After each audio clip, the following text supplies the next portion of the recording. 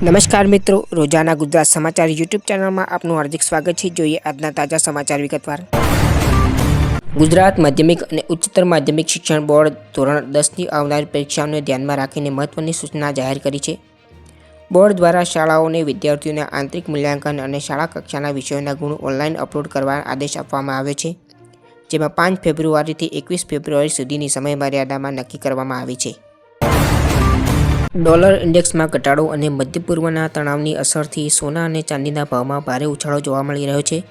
છેલ્લા 2 દિવસમાં ચાંદીના ભાવમાં 38,000 રૂપિયાનો વધારો થયો છે, જ્યારે તેની સાથે સાથે સોનાના ભાવમાં પણ રેકોર્ડ તોડ વધારો થઈ રહ્યો છે। દિલ્હી સહિત દેશભરના બુલિયન માર્કેટમાં તેજીનો માહોલ છવાયો છે। દસ્તાવેજ નોંધણી પ્રક્રિયામાં મહત્વનો નિર્ણય લીધો છે। હવે ઈ-રજિસ્ટ્રેશન દ્વારા નોંધણી કરાતા દરેક દસ્તાવેજ પર 100 રૂપિયાની પ્રોસેસિંગ ફી વસૂલવામાં આવશે।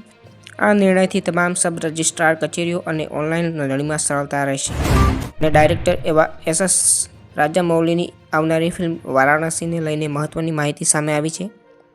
ફિલ્મમાં મહેશ બાબુ ભગવાન રામથી પ્રેરિત પાત્રમાં નજર પડશે, જ્યારે કથા રામાયણના એક અધ્યાય સાથે જોડાયેલ હોવાનું મનાય છે।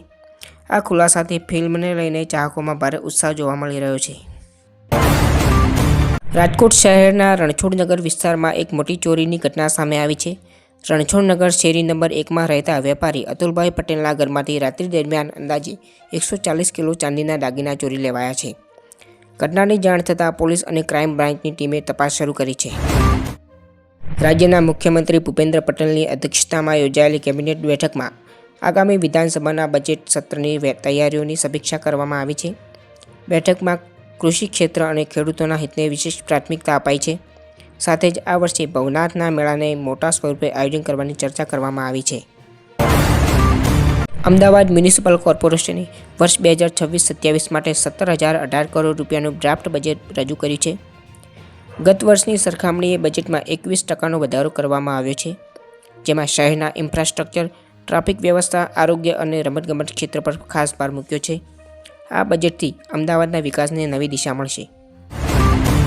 રાજ્ય સરકારની મળેલી કેબિનેટ બેઠકમાં નાગરિકોને મોટી રાહત આપવાનો નિર્ણય લેવામાં આવ્યો છે। આગામી 1 એપ્રિલથી આવક અને જાતિના દાખલા સહિત કુલ 18 પ્રકારના પ્રમાણપત્રો સંપૂર્ણ રીતે ઓનલાઈન મળશે। આ નિર્ણયથી શાળા પ્રવેશ અને અન્ય કામોમાં લોકોને કચેરીઓના ચક્કર કાપવા નહીં પડે અને અંદાજે 80 લાખ નાગરિકોને સીધો લાભ મળશે। ગુજરાતના શિક્ષણ વિભાગે ટેટ પરીક્ષાને લઈને મહત્વનો નિર્ણય લીધો છે। હવે SC, ST, OBC, EWS અને દિવ્યાંગ કેટેગરીના ઉમેદવારો માટે પાસિંગ માર્ક્સ 60%થી ઘટાડીને 55% કરવામાં આવ્યા છે, જ્યારે જનરલ કેટેગરીના ઉમેદવારો માટે આ નિયમ યથાવત રાખવામાં આવ્યો છે। આ નિર્ણય માધ્યમિક અને ઉચ્ચતર માધ્યમિક ટેટ બંને માટે લાગુ પડશે। સંસદના બજેટ સત્ર દરમિયાન અમેરિકા સાથે થયેલ ટ્રેડ ડીલ પર કેન્દ્રીય વાણિજ્ય મંત્રી પિયુષ ગોયલે લોકસભામાં નિવેદન આપ્યું છે। તેમણે સ્પષ્ટ કહ્યું કે આ ડીલમાં ભારતના સંવેદનશીલ ક્ષેત્રો, ખાસ કરીને કૃષિ અને ડેરીના હિતોના સંપૂર્ણ રીતે સુરક્ષિત રાખવામાં આવ્યા છે। આ નિવેદન વિપક્ષના હંગામા વચ્ચે આપવામાં આવ્યું હતું। નવીનતમ સમાચાર મેળવવા માટે સબસ્ક્રાઇબ કરો રોજાના ગુજરાત સમાચાર।